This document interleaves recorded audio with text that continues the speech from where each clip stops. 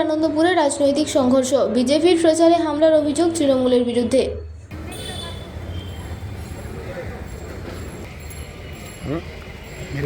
পশ্চিম মেদিনীপুরের কেশপুর বিধানসভার আনন্দপুরে রাজনৈতিক উত্তেজনা তুঙ্গে। বিজেপির প্রার্থী প্রচার কর্মসূচি ঘিরে হামলার অভিযোগ উঠল শাসক দল তৃণমূল কংগ্রেসের বিরুদ্ধে।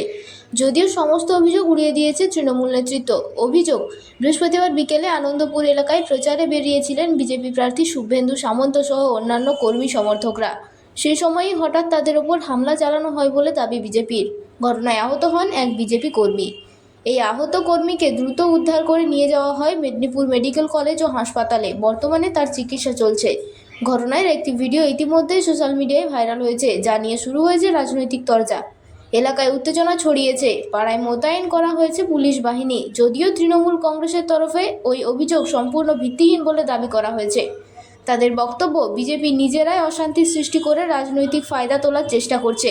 এই ঘটনাকে কেন্দ্র করে কেশপুরের আনন্দপুর এলাকায় রাজনৈতিক চাপানোতর আরও বেড়েছে। পরিস্থিতির ওপর নজর রাখছে প্রশাসন।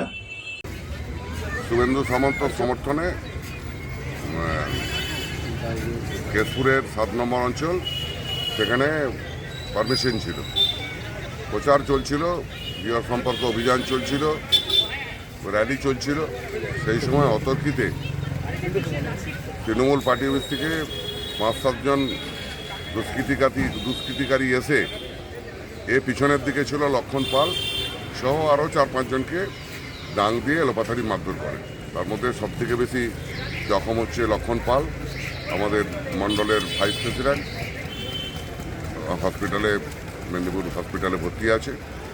আমরা এফআইআর করেছি। আমরা চাই যে শান্তিপূর্ণ নির্বাচন, আর এই সমস্ত দুষ্কৃতিকারীরা তাণ্ডব চালাচ্ছে বিভিন্ন জায়গায়, কেশপুর সহ বিভিন্ন জায়গাতে, সেই দুষ্কৃতিকারীদের শাস্তি চাই। আমরা নির্বাচনটাকে অবাধ এবং শান্তিপূর্ণ আমরা চাই।